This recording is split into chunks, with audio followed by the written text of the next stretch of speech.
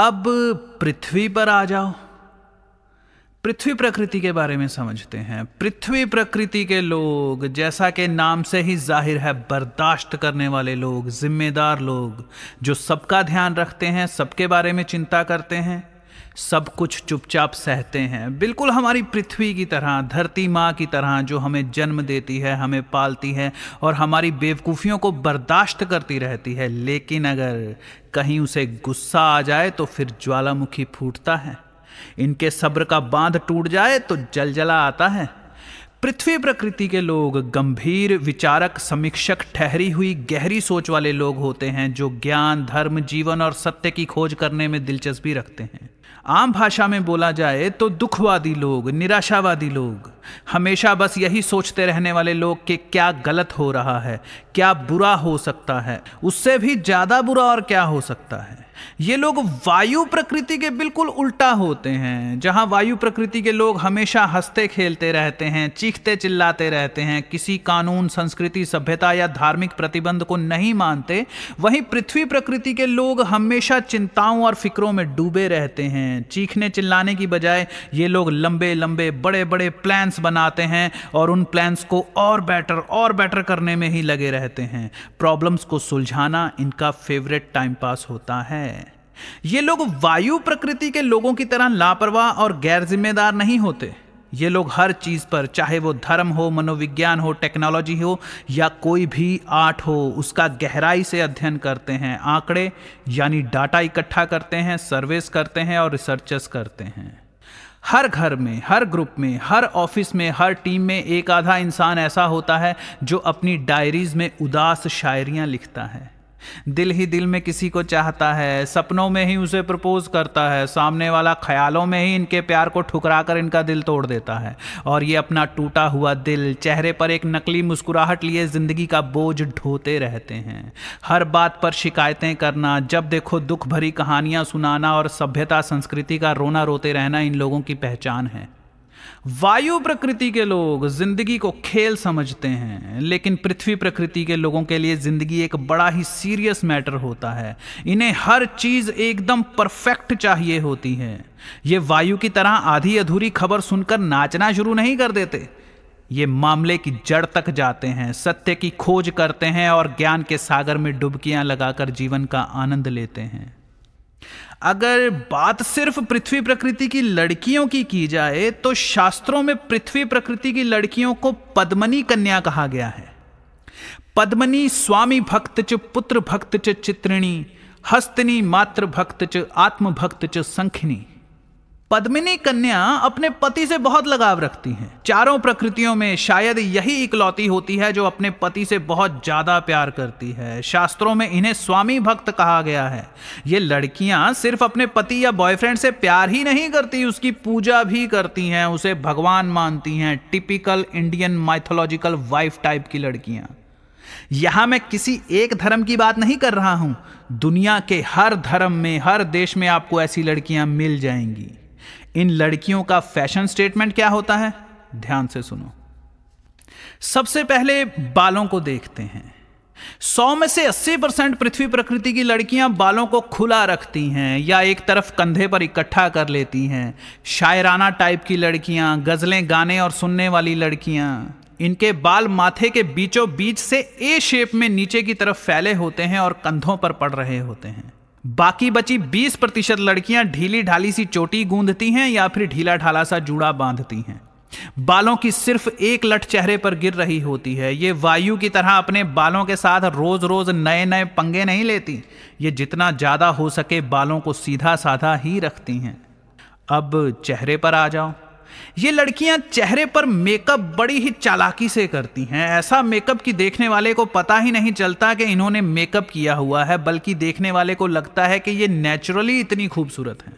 आंखों में काजल लगाएंगी तो जरा सा, ताकि देखने वाले को लगे कि इनकी आंखें कुदरती तौर पर काली हैं। होंठों पर लिपस्टिक लगाएंगी तो ऐसे रंग का इस्तेमाल करेंगी कि देखने वाले को लगे कि होंठ कुदरती तौर पर ही गुलाबी हैं।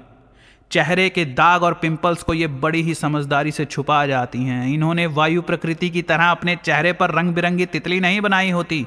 ये नेचुरल ब्यूटी नजर आने में यकीन रखती हैं, इसीलिए सिर्फ 10 या 15% ही मेकअप का सहारा लेती हैं। कानों में गोल और बड़े ईयररिंग्स पहनती हैं जो एक ही जगह पर जम जाते हैं, यानी बड़े झुमके नहीं पहनती जो हिलते डुलते रहें। अब कपड़ों पर आ जाओ।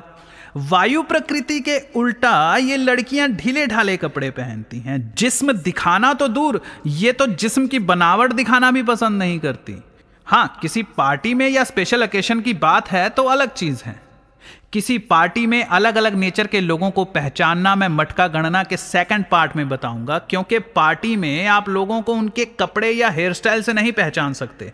वहां पर तो सभी एक जैसे ही, या फिर यूं कहना ज्यादा ठीक रहेगा कि सभी वायु प्रकृति जैसे ही बनकर आए होते हैं। खैर, पृथ्वी प्रकृति की लड़कियां ढीले ढाले कपड़े पहनती हैं। इनकी टी शर्ट या कमीज की स्लीव स्टैंडर्ड साइज की होती है, जैसी पोलो टी शर्ट की होती है ना। इनके कपड़ों के रंग वायु के कपड़ों की तरह चमकीले या गाढ़े नहीं होते, ये डल कलर पहनना पसंद करती हैं। ये लड़कियां दूसरों का ध्यान अपनी तरफ खींचना नहीं चाहती। देखो, अगर वायु प्रकृति की लड़की को लोग पलट पलट कर देख रहे हैं तो वो कहेगी कि ये लोगों की गलती है जो वो मुझे पलट पलट कर देख रहे हैं। इन लोगों का दिमाग खराब है, ये अनपढ़ लोग हैं, पिछड़े हुए लोग हैं।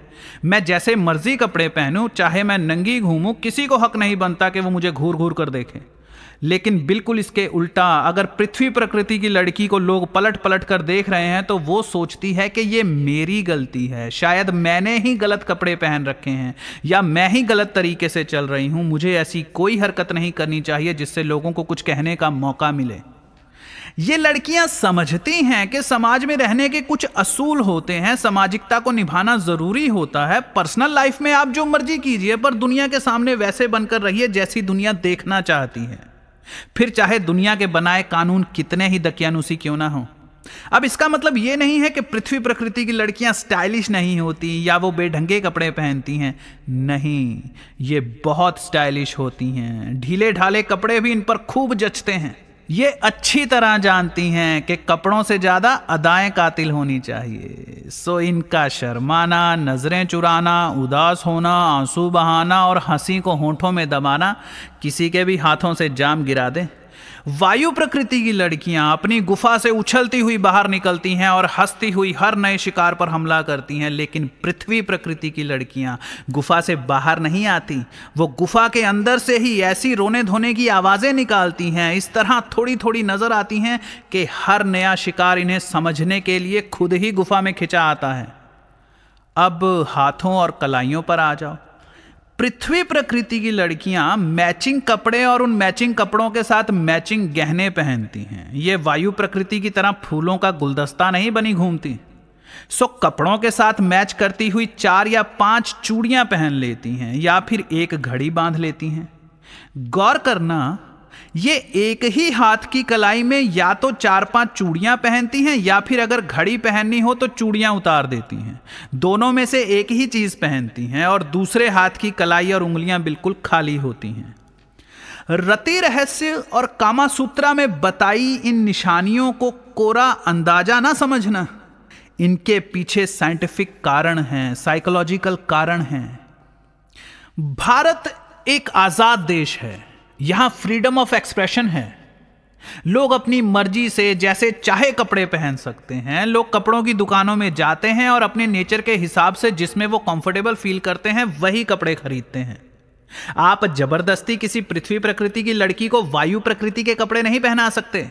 पार्टी में चाहे पहन भी लें, पर ऑफिस, कॉलेज या बाजारों में वो वही पहनेगी जिसमें वो खुद की पर्सनैलिटी को फील कर सके, अपने पर्सनल एलिमेंट को फील कर सके। हाथों की उंगलियों में ये सिर्फ एक अंगूठी पहनती हैं। नाखूनों पर वैसी ही नेल पॉलिश लगाती हैं कि देखने में लगे कि कोई रंग नहीं लगाया। चमक भरी, साफ सुथरी नेल पॉलिश। अब पैरों पर आ जाओ। पैरों में ये कपड़ों से मैचिंग चप्पलें, स्लीपर्स या साधारण पंजाबी जुत्ती पहनती हैं। ये हाई हिल्स नहीं पहनती और वायु प्रकृति की तरह उड़ती नहीं फिरती, बल्कि उसकी आधी स्पीड में चलती हैं। पृथ्वी प्रकृति के लोग हर काम को बहुत ज्यादा नाप तोल कर करते हैं। इन्हें हर चीज सही तरीके से करना पसंद होता है। अगर आप पृथ्वी प्रकृति के बंदे के कमरे में चले जाएं तो आपको हर चीज सलीके से पड़ी हुई मिलेगी। सोफे पर कुशन करीने से रखे होंगे, चप्पलें उतार कर रखने के लिए अलग जगह बनी होगी। अगर आप इनसे पूछेंगे कि भाई गाड़ी की चाबी कहाँ है, तो ये कहेंगे वो सामने कील पर टंगी हुई है। अगर आप इनसे कुछ लिखने के लिए पेन मांगेंगे तो ये कहेंगे वो सामने 3-4 रंगों के पेन पड़े हैं, जो चाहिए वो ले लो और इस्तेमाल करके वापस रख देना। किताबें सलीके से रखी होंगी, टॉवल बाथरूम में खूबसूरती से टंगा होगा और फ्रिज में खाने पीने का सामान हमेशा भरा रहता है। लेकिन अगर कहीं आप वायु प्रकृति के किसी बंदे के कमरे में चले जाएं तो आपको लगेगा जैसे उस कमरे में कोई तूफान होकर गुजरा हो। हर चीज यहां वहां बिखरी पड़ी होती है, सोफे पर टॉवल, फर्श पर टीवी का रिमोट, चप्पलें, वीडियो गेम का रिमोट। गाड़ी की चाबी तो इनकी कभी मिलती ही नहीं है। पेन किस बला को कहते हैं इन्हें पता नहीं होता। कॉलेज में पढ़ने जाएंगे लेकिन ना हाथों में किताबें होंगी ना जेब में पेन। ये लोग अपनी फ्रिज खोलते हैं, देखते हैं कि फ्रिज तो खाली पड़ी है, तो हैरान होकर कहते हैं अरे फ्रिज में तो कुछ भी नहीं है, कमाल की बात है। इन्हें लगता है कि रोज रात को दूसरे ग्रह से एलियंस को आकर फ्रिज में सामान रखकर चले जाना चाहिए। हद दर्जे के लापरवाह, भुलक्कड़ और सपनों की निकम्मी दुनिया में रहने वाले अनऑर्गेनाइज्ड लोग। लेकिन पृथ्वी प्रकृति के लोग वेल ऑर्गेनाइज्ड होते हैं। ये लोग हर काम को समय पर पूरा करते हैं और बजाय सपनों की दुनिया में रहने के हकीकत का सामना करना चाहते हैं। ये लोग भी बहुत ज्यादा डिटेल में बातें करते हैं, हर पॉइंट को कुछ ज्यादा ही एक्सप्लेन करते हैं। लेकिन जहां वायु प्रकृति के लोग हंसने हंसाने के लिए बोलते हैं, वहीं पृथ्वी प्रकृति के लोग शिकायतें करने, दोष देने और अपने दुख सुनाने के लिए बोलते हैं। पृथ्वी प्रकृति के लोग विचारक होते हैं, सोचते बहुत हैं। शायद इसीलिए ये लोग समस्याएं सुलझाने में आनंद महसूस करते हैं।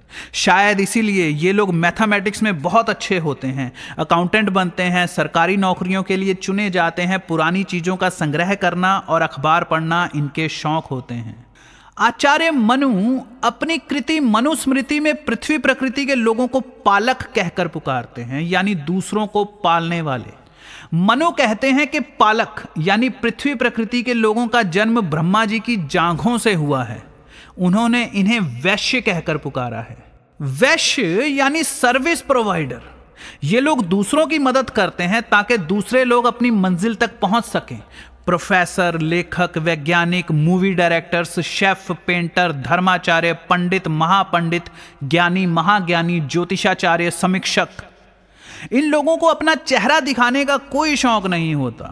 इनका काम ही इनका चेहरा होता है। ये लोग बस अच्छा, बहुत अच्छा काम करना चाहते हैं। जब वायु प्रकृति के लोगों को मशहूर होने की जल्दी पड़ी होती है, तब पृथ्वी प्रकृति के लोग बंद कमरों में बैठकर रिसर्च कर रहे होते हैं। जहां वायु प्रकृति के लोग दिखावेबाज होते हैं, वो किसी जादूगर की तरह अपनी ही बड़ी बड़ी तस्वीरें सजाने, भव्य रोशनी और बिग पिक्चर ऑफ लाइफ दिखाने में लगे होते हैं। खुद को उतना कामयाब दिखाने में जितने वो होते नहीं हैं। भीड़ को लुभाने के चक्कर में जल्दी ही कर्जों में डूब जाते हैं। वहीं पृथ्वी प्रकृति के लोग कोई शो ऑफ नहीं करते। पृथ्वी प्रकृति के लोग मैनेजमेंट करने और बजट बनाने में बड़े माहिर होते हैं। आप लोगों ने अपने घरों में शादी के दौरान देखा होगा कि एक आदमी ऐसा होता है जो पूरी शादी का मैनेजमेंट संभालता है। सुबह तड़के ही मैरिज पैलेस पहुंच जाता है, बाजार से सब्जियां और राशन लाता है, डेकोरेशन वाले को, फूल वाले को फोन करता है, खाना बनाने वाले कुक कभी मसाला मंगवाते हैं, कभी बर्फ मंगवाते हैं। मेहमानों का स्वागत, कैटरिंग, कॉकटेल से लेकर पंडित जी तक हर चीज का समय पर पूरा होने का इंतजाम यही इंसान करता है। यह अकेला इंसान ही होता है जिसने सुबह से ना मुंह धोया होता है, ना कपड़े बदले होते हैं और ना ही नाश्ता किया होता है। ये दिखावेबाज नहीं होते, पर चाहते हैं कि इनकी मेहनत की तारीफ की जाए। जहां वायु प्रकृति के लोग बस खूबसूरत नजर आने और दारू पीकर नाचने की फिक्र में लगे होते हैं, वहीं पृथ्वी प्रकृति के लोग जबरदस्त मैनेजमेंट को अंजाम दे रहे होते हैं। अगर ये लोग ना हो तो बड़ी बड़ी कंपनीज, बड़े बड़े रॉक स्टार्स और सरकारें चंद महीनों में ही ताश के महल की तरह बुरे वक्त की हवा के एक झोंके में ही बिखर जाएं। ये लोग जबरदस्त एम्प्लॉयज बनते हैं क्योंकि इन्हें डिसिप्लिन अच्छा लगता है। ये दूसरों की प्रॉब्लम सुलझा सकते हैं। हाँ, वो अलग बात है कि ये लोग खुद कभी अपनी प्रॉब्लम सॉल्व नहीं कर पाते, पर दूसरों की मदद करना पसंद करते हैं।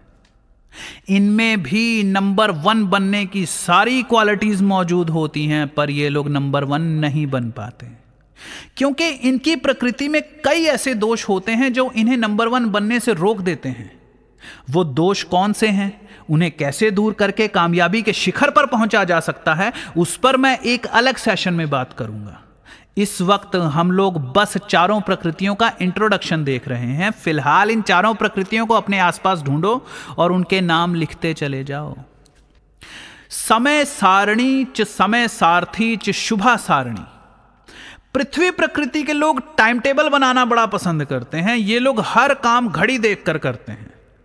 सुबह उठते ही इनके दिमाग में पूरे दिन के कामों की लिस्ट बन जाती है। सुबह आंख खुलते ही ये सोचना शुरू कर देते हैं कि 8 बजे मैं नाश्ता करूंगा, 10 बजे ऑफिस जाऊंगा, 2 बजे लंच करूंगा, 5 बजे शाम की चाय, फिर इंश्योरेंस वाले से मीटिंग करने के लिए निकल जाऊंगा, शाम को दोस्तों के साथ बैठकर गप्पे मारूंगा, 9 बजे डिनर करके एक टीवी प्रोग्राम देखकर मैं सो जाऊंगा। वाओ, ये पूरा टाइम टेबल सुनने में कितना अच्छा लगा ना। लेकिन एक गड़बड़ है, इस दुनिया में दूसरी प्रकृति के लोग भी रहते हैं जिन्हें टाइम टेबल से सख्त नफरत होती है। उन्हें इस बात से कुछ लेना देना नहीं होता कि घड़ी में कितना बजा है। और ये टाइम टेबल आया तो पृथ्वी प्रकृति के पर्सनल दिमाग में है ना, कोई अखबार में तो छपा नहीं है जो सबको पता चल जाएगा कि भैया आज हमारे पृथ्वी महाराज के सारे दिन का टाइम टेबल ये है। यहीं से प्रॉब्लम शुरू होती है। पृथ्वी टाइम टेबल के पीछे दीवाना होता है। ये पागलों की तरह अपने टाइम टेबल को फॉलो करता है, लेकिन बाकी लोग सुस्त, लापरवाह और भाग्यवादी होते हैं। अगर वो अपना काम समय पर नहीं करेंगे तो पृथ्वी अपना काम समय पर कैसे कर पाएगा। बीवी 8 बजे की बजाय नाश्ता 8:30 बजे बनाती है। ड्राइवर अभी गाड़ी को रिपेयर करवाने के लिए लेकर ही जा रहा होता है। एम्प्लॉयज आराम से टहलते हुए ऑफिस आ रहे हैं। ये सब देख देख कर पृथ्वी का दिमाग खराब होता रहता है। वो दुखी होता रहता है, उदासी उस पर हावी होने लगती है और शाम तक उसका दिमाग शिकायतों और परेशानियों से भर जाता है। ऊपर से अगर कोई दोस्त बिन बुलाए मिलने चला आए तो ये मन ही मन सोचते हैं कि धत तेरे की, ये कहां से आ गया मेरा टाइम टेबल खराब करने। कारण कोई भी हो, ये लोग जिंदगी को कुछ ज्यादा ही भागदौड़ में बिता देते हैं। खुद को दुखों और मुसीबतों से दूर रखने की कोशिश में और ज्यादा परेशान हो जाते हैं। मेरी इज्जत, मेरे परिवार की इज्जत, लोग क्या कहेंगे, अगर मैंने ऐसा किया तो मेरे पापा की नाक कट जाएगी, मैं किसी का दिल नहीं तोड़ सकता। पास्ट की टेंशन, फ्यूचर की टेंशन और रिश्तेदारों की टेंशन लेते लेते ये लोग जल्दी ही हाई ब्लड प्रेशर और शुगर जैसी सैकड़ों बीमारियों के शिकार हो जाते हैं। यहां तक कि किसी पार्टी में नाचते वक्त भी ये लोग यही सोच रहे होते हैं कि इन सब नाच गानों का क्या फायदा है, जिंदगी में इतने दुख हैं। यूं साथ साथ नाचते चले जा रहे हैं, भंगड़ा कर रहे हैं, लेकिन मन ही मन सोचते रहते हैं, पता नहीं मेरी वाली इस वक्त क्या कर रही होगी। अभी बहन की शादी करनी है, पता नहीं मुझे कोई नौकरी मिलेगी या नहीं मिलेगी, पता नहीं मेरा हस्बैंड कैसा होगा। पृथ्वी प्रकृति के लोग खुद को बुरा सोचने से रोक नहीं पाते। ये लोग हर मामले को पूंछ से पकड़ते हैं, इसलिए इनकी बातें अक्सर बहस में बदल जाती हैं, क्योंकि ये लोग कुछ ज्यादा ही गहराई में जाकर सोचते हैं, कुछ ज्यादा ही दूर की सोचने लगते हैं। इसीलिए ज्यादातर लोग इनकी बातों का गलत मतलब निकाल बैठते हैं। ये लोग बेहद सेंसिटिव होते हैं, टीवी देखते देखते रो रहे होते हैं, दूसरों की मदद के लिए अपनी खुशियों को त्याग देते हैं। खुद परफेक्शनिस्ट होते हैं, इसलिए दूसरों से भी परफेक्शन की उम्मीद करते हैं। अगर आप इनका फोन पहली बेल में ना उठाएं तो ये बुरी तरह नाराज हो जाते हैं। मेरी इन बातों को पृथ्वी प्रकृति की बुराइयां ना समझना। इनकी इसी गहराई में जाकर सोचने की आदत की वजह से ही ये लोग महान संगीतज्ञ यानी म्यूजिशियन बनते हैं, इतिहासकार बनते हैं, ब्रह्मांड और तारों की दूरियां नापने वाले, दूसरे ग्रहों पर जीवन की खोज करने वाले, क्वांटम फिजिक्स जैसे जटिल विषयों पर शोध करने वाले या जीव विज्ञानी बनते हैं। जहां वायु प्रकृति के लोग किसी काम को पूरा कर ही नहीं पाते, 2-4 दिनों में ही उनकी दिलचस्पी हर काम में खत्म हो जाती है, वो कुछ नया ढूंढने के चक्कर में पुराना काम अधूरा ही छोड़कर चले जाते हैं। वहीं पृथ्वी प्रकृति के लोग जो काम शुरू करते हैं उसे हमेशा अंजाम तक पहुंचाकर ही दम लेते हैं। इनका मन यहां वहां नहीं भटकता। यही लोग दर्द भरी गजलें लिखते हैं, वो कलेजा चीर कर रख देने वाली शायरी, वो सैड सॉन्ग्स जिन्हें लिखने के लिए दर्द, गहराई और समझ तीनों की जरूरत होती है, जो हर सुनने वाले इंसान की जिंदगी को कहीं ना कहीं छूते हैं। पृथ्वी ऐसी चीजें लिख जाते हैं जिनके आधे लफ्ज भी आपकी समझ में आ जाएं तो आपके मुंह से वाह जनाब क्या बात है निकल आएगा। आपको क्या लगता है 4 वेदों रामायण, महाभारत, भागवत गीता, कुरान, बाइबल जैसी मनोविज्ञान की गहराई तक चोट करने वाली रचनाएं किन लोगों ने की हैं? पृथ्वी प्रकृति के लोगों ने। लेकिन क्या आप लोगों को इन किताबों को लिखने वालों के नाम पता हैं? नहीं, क्योंकि ये लोग कभी सामने नहीं आते। They are just service providers. ये लोग रहते हमारे बीच में ही हैं, हमें पालने वाले लोग। ये लोग ना होते तो शायद हम आज भी गुफाओं में ही रह रहे होते, लेकिन हम इनकी इंपॉर्टेंस को कभी समझ नहीं पाते। हिंदी भाषा में प्रोस्टिट्यूट को वैश्या कहा जाता है। वैश्या यानी सर्विस प्रोवाइडर। शास्त्रों की भाषा उस जमाने की भाषा है जब भारत में वैश्याओं का बड़ा आदर सम्मान किया जाता था। वैश्याओं को मां दुर्गा, काली, जगदम्बा के रूप में पूजा जाता था। जैसे आजकल मिस यूनिवर्स चुनी जाती हैं, वैसे उस समय वैश्याओं को चुना जाता था और उनकी पूजा की जाती थी। तब सेक्स हमारे लिए हवा नहीं होता था, तब गलियों में सेक्स होता था। प्रेमी सड़कों पर एक दूसरे के होंठों को चूमते थे। प्रेम, स्वतंत्रता और धर्म अपनी चरम सीमा पर था। आजकल तो हम लोगों के दिमाग को पता नहीं क्या हो गया है। सेक्स हमारे लिए पाप बन गया है, मानसिक बीमारी बन गई है और हम लोग दिमागी तौर पर नपुंसक। वैश्या शब्द का मतलब धंधा करने वाली नहीं होता। वैश्या का अर्थ होता है पालने वाली, पालक, जो दूसरों को खुश करने के लिए अपने दुखों की परवाह नहीं करती। अगर वैश्याओं को उनका सही स्थान और सम्मान वापस मिल जाए तो भारत से बलात्कार अपने आप खत्म हो जाएगा। आज हम औरतों की इज्जत इसीलिए नहीं करते क्योंकि हमने सेक्स को गंदा समझना शुरू कर दिया है, और जो सेक्स करती हो उसकी काहे की इज्जत। हां, अगर वो सेक्स ना करे, किसी से प्यार ना करे, तो वो हमारे लिए देवी है।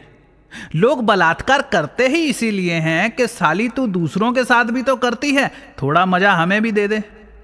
तेरे इंकार की हम परवाह क्यों करें? तू थोड़ी ना देवी है। तेरा तो एक बॉयफ्रेंड है जिसके साथ तू रात को फिल्म देखने जाती है। तेरी काहे की इज्जत? तेरा तो चलती हुई बस में बलात्कार होना चाहिए।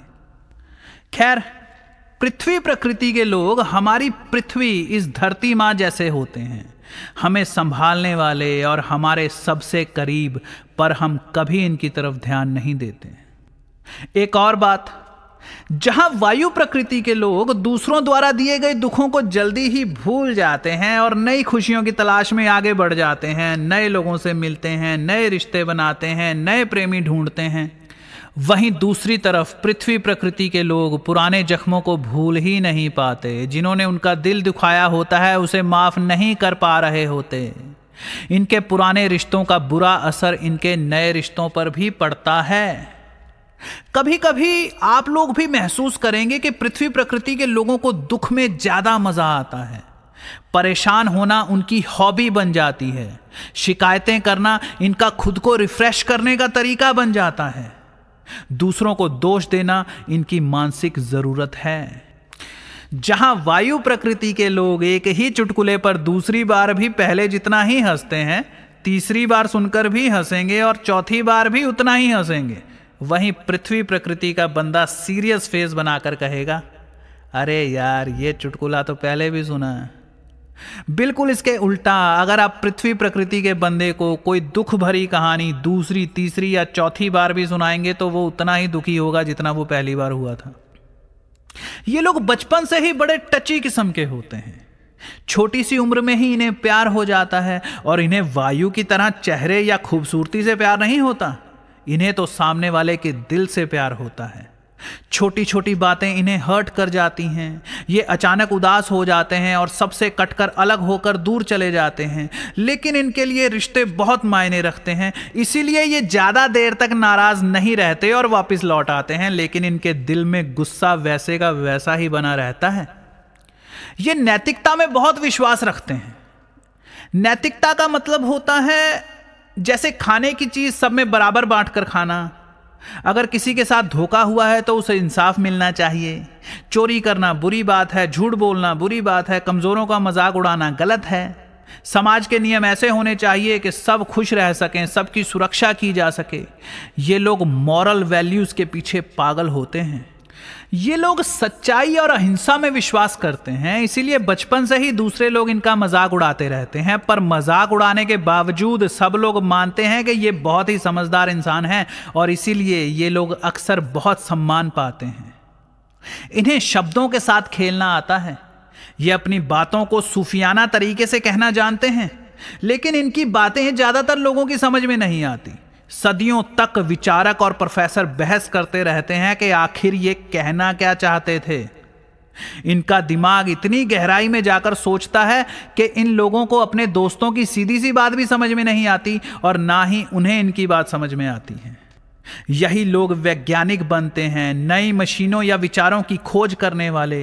ये क्रांतिकारी होते हैं, जज्बाती होते हैं, इसीलिए जब लिखते हैं तो आसमान छू जाते हैं। लेकिन वायु की ही तरह इन लोगों को भी खुद को बेचना नहीं आता, या फिर यूं कह लें कि इन्हें कोई परवाह नहीं होती कि कौन इन्हें समझ पा रहा है या नहीं। यही लोग होते हैं जो मानवीय अधिकारों की बातें करते हैं, मजदूरों और औरतों के सम्मान की बातें करते हैं, गरीब बच्चों और उनकी शिक्षा, खाना, इलाज, दवाई और रहने के इंतजाम की फिक्र करते हैं, जानवरों से प्यार करते हैं, अग्नि और वायु की तरह उनका शिकार नहीं करते। ये लोग हर काम को दिल लगाकर करते हैं, उसे महसूस करते हैं, उसे जीते हैं। जब तक ये अपने काम में पूरी तरह डूब नहीं जाते तब तक इनके मन को तसल्ली नहीं मिलती। ये लोग इतने मेहनती होते हैं कि आप इन्हें मेहनत करता हुआ देखकर ही थक जाएंगे, और 1-2 साल नहीं, लगातार 40-50 साल मेहनत करते रहते हैं। कई बार तो इन्हें देखकर इनके परिवार वालों को चिढ़ होने लगती है। वो झल्लाकर इन्हें कहते हैं कि जाओ कहीं बाहर घूम कर आओ, छोड़ो इस काम को, थोड़ा पार्टी वार्टी किया करो। कई बार तो ये लोग उस काम को भी 40-50 साल तक करते रहते हैं जो इन्हें 1 पैसे का भी फायदा ना दे रहा हो। उस लड़की या लड़के से प्यार करते रहते हैं जो पलटकर इनसे कभी प्यार नहीं करता। उस नौकरी को करते रहेंगे जिसमें ना तरक्की मिलती है ना तनख्वाह बढ़ती है। उस फैक्ट्री को चलाते रहेंगे जो 50 सालों से नुकसान में चल रही है। क्यों? क्योंकि इन लोगों को मेहनत करने का मजा आता है, फिर चाहे उस मेहनत का कोई फायदा हो या ना हो। बहुत से विचारकों का कहना है कि पृथ्वी प्रकृति के लोग सनकी होते हैं, यानी दोहराव पसंद करने वाले लोग, बार बार एक ही काम को करते रहने वाले लोग। देखो, आम लोग किसी काम को करके देखते हैं, अगर वो अच्छा चल रहा है तो वो उसे करते रहते हैं, लेकिन अगर वो काम अच्छा नहीं चल रहा तो वो उसे छोड़कर दूसरा काम करना शुरू कर देते हैं। पर पृथ्वी प्रकृति के लोगों ने एक बार जो काम पकड़ लिया, उनका मन उसी में अटक जाता है। ज्यादातर आईएएस की तैयारी करने वाले लोग 2 या 4 अटेम्प्ट के बाद ही आईएएस ऑफिसर ना बन पाए तो कोई दूसरा काम करना शुरू कर देते हैं। वो आईएएस की तैयारी के दौरान हासिल अनुभवों से किसी दूसरी फील्ड में कामयाब हो जाते हैं। लेकिन हमारे पृथ्वी प्रकृति के अंकल अपने बाल सफेद होने तक आईएएस के एग्जाम्स ही देते रहते हैं। मजेदार बात यह है कि सिर्फ पृथ्वी प्रकृति के लोग ही आईएएस ऑफिसर बनते हैं। जाहिर सी बात है, वायु प्रकृति के लोग तो बनेंगे नहीं। पृथ्वी प्रकृति को डिसिप्लिन पसंद होता है, वो टाइम टेबल बनाने में उस्ताद होता है, उसे एडमिनिस्ट्रेशन और मैनेजमेंट में ईश्वरीय वरदान प्राप्त होता है। ये लोग किसी सब्जेक्ट पर जोंक की तरह चिपक जाते हैं, इसीलिए ये लोग अगर बहस करने पर उतर आए तो सामने वाला आत्महत्या करने पर मजबूर हो जाता है। ये लोग बाल की खाल निकालने में मशहूर होते हैं। आप लोग मेरी बातों से थोड़ा कंफ्यूज हो रहे होंगे, कंफ्यूज मत हो। मैं बस इतना कह रहा हूं कि अगर आप वायु प्रकृति के हैं तो क्या क्या कर सकते हैं, अगर आप पृथ्वी प्रकृति के हैं तो क्या क्या कर सकते हैं। लेकिन आप लोगों की प्रकृति में कुछ कमियां भी हैं जिनकी वजह से आप अटक जाते हैं, और कमियों पर मैं ज्यादा बोलना चाहता हूं, खुलकर बोलना चाहता हूं, इसीलिए बाद में बोलूंगा। पृथ्वी प्रकृति के लोग ही आईएएस ऑफिसर बनते हैं, लेकिन कई पृथ्वी प्रकृति के लोग अटक जाते हैं। उन्हें अपनी कमियां दूर करनी चाहिए। इनकी एक कमी तो यह है कि ये लोग जिस खड्डे में फंसे होते हैं उस खड्डे से बाहर निकलने के लिए उसी खड्डे को और गहरा खोदते चले जाते हैं। और दूसरी ये कि ये लोग जिंदगी भर एक ही ट्रैक पर काम करते रहते हैं। गीतकार हैं तो सिर्फ गीत ही लिखते रहेंगे, खिलाड़ी हैं तो बस खेलने से ही मतलब रखेंगे।